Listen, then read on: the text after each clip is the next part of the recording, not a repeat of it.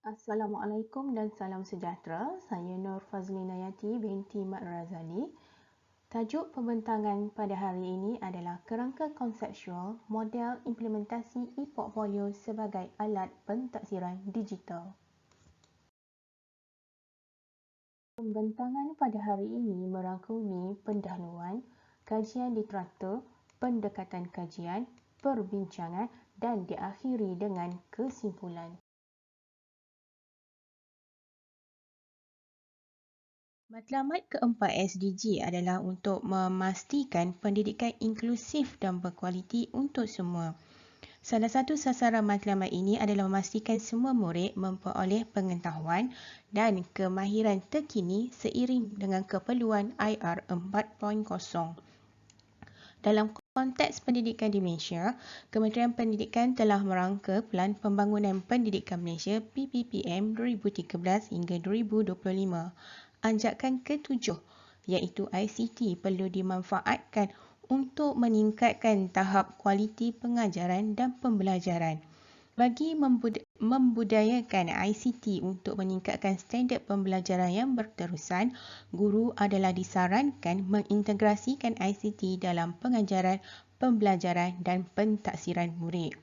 Google Classroom yang diperkenalkan oleh KPM berupaya menjadi platform terbaik untuk mengimplementasikan pentaksiran berbentuk digital di peringkat sekolah. Salah satu alat pentaksiran digital yang menyokong pembelajaran, pentaksiran dan pembangunan profesional adalah e-portfolio. Penggunaan e-portfolio adalah sebagai salah satu bentuk pentaksiran alternatif kepada bentuk portfolio tradisional sedia ada. Pelbagai isu yang sering dibincangkan berkaitan pentaksiran antaranya adalah mengenai sistem pendidikan yang berorientasikan peperiksaan. Saedah 2020 menegaskan bentuk pentaksiran konvensional sedia ada perlu berubah dengan mengintegrasikan teknologi dalam pentaksiran secara atas talian bagi mentaksir pembelajaran murid. Riken 2018, Ravi Kumar 2015 menyatakan bahawa pentaksiran berbentuk peperiksaan tidak menggambarkan secara menyeluruh potensi, kemahiran dan perkembangan pencapaian murid. Lazimnya, pengurusan eviden pentaksiran menjadi perkara yang perlu diketahui oleh guru dalam menguruskan pentaksiran di bilik darjah. Kegagalan guru menguruskan eviden pentaksiran murid mengakibatkan guru mula terbeban dengan tugasan pengkeranian. Melalui kajian dijalankan oleh para sarjana telah membuktikan bahawa e-portfolio mempunyai kelebihan dalam perkembangan dan pencapaian murid dalam pelbagai aspek kemahiran. Ia dikukuhkan lagi dengan saranan beberapa sarjana agar e-portfolio dipertimbangkan sebagai alat pentaksiran dalam pengajaran dan pembelajaran kerana ia berperanan memperkasakan pembelajaran yang berterusan terutamanya di peringkat sekolah. Bagi menggunakan e-portfolio dalam pengajaran dan pembelajaran adalah menjadi satu keperluan untuk membangunkan sebuah model e-portfolio yang berasaskan kepada sistem pendidikan di Malaysia. Walaupun terdapat cadangan berkenaan pembangunan model e-portfolio, namun kajian berkaitan e-portfolio di peringkat sekolah khususnya di Malaysia masih kurang dan ini mendorong kepada kajian ini dilaksanakan. Yang demikian, objektif kajian ini adalah membina kerangka konseptual reka bentuk model implementasi e-portfolio sebagai alat pentaksiran digital.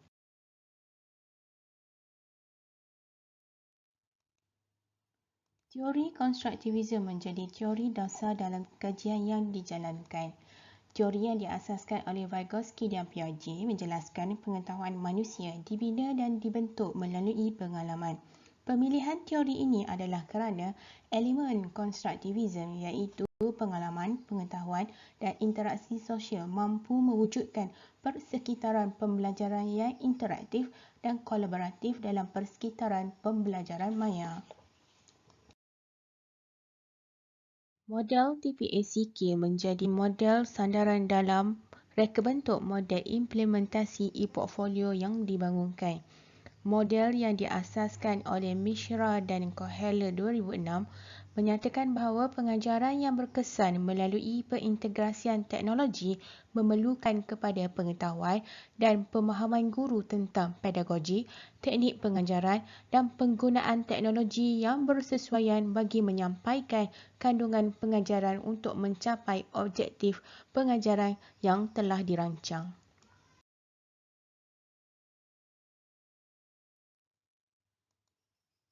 Model pembelajaran e-portfolio Barrett 2007 mempunyai persamaan dengan model TPACK kerana mengandungi elemen kandungan, penggunaan teknologi serta kemahiran pengetahuan.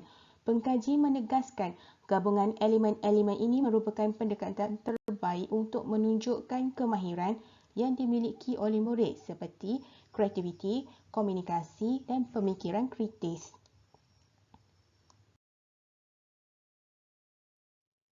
Model pentaksiran e-portfolio yang dibangunkan oleh Bature dan Dalaglu 2010 mempunyai 6 elemen utama iaitu mengenal pasti tujuan, merancang komponen, merancang analisis, persediaan pengajaran, merancang prosedur dan pelaksanaan.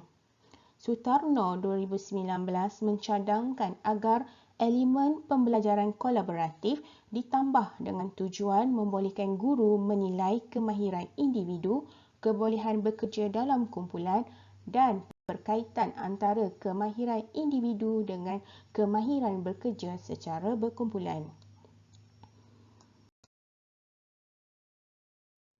Model implementasi e-portfolio yang dibangunkan oleh Belvin dan Brill 2017 mempunyai 6 komponen utama iaitu kesedaran, motivasi, komitmen, sumber, kepimpinan dan penilaian.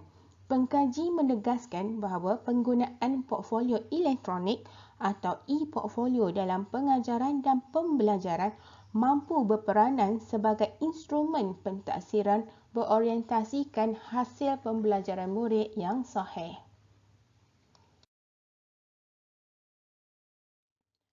Kajian ini dibangunkan berasaskan kepada pendekatan penyelidikan reka bentuk dan pembangunan atau DDR yang diperkenalkan oleh Ritchie and Klein 2007.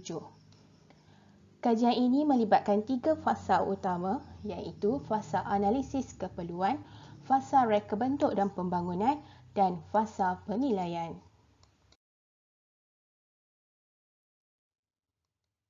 Terdapat pelbagai kaedah pengumpulan data bagi setiap fasa PRP yang dicadangkan oleh para sarjana.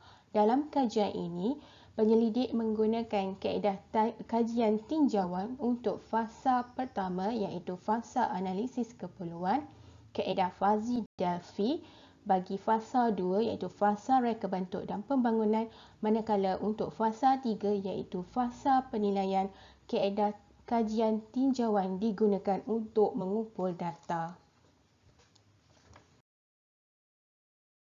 Berdasarkan kepada perbincangan kajian literatur, sebuah kerangka konseptual dibina yang menggambarkan satu set idea digunakan untuk menunjukkan prosedur kajian yang dijalankan dari aspek pemilihan teori dan pemilihan model. Selain itu, turut dipaparkan metodologi kajian dan kaedah yang digunakan dalam pembangunan model e-portfolio.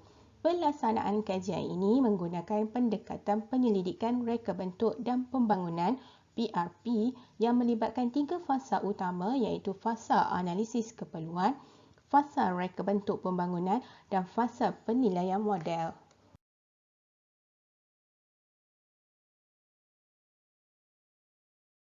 Sebagai kesimpulan, dalam kajian ini penyelidik telah membina sebuah kerangka konsep bagi model implementasi e-portfolio. Adalah diharapkan agar kajian ini dapat menyumbang kepada pengetahuan baharu dan memberi manfaat kepada KPM, institusi pendidikan, penyelidik dan juga para guru. Akhir sekali adalah diharapkan agar penyelidikan ini membuka ruang kepada penyelidikan lanjutan berkaitan e-portfolio untuk diimplementasikan dalam pengajaran dan pembelajaran terutamanya di peringkat sekolah. Semoga perkongsian pada hari ini memberi manfaat untuk semua. Sekian, terima kasih.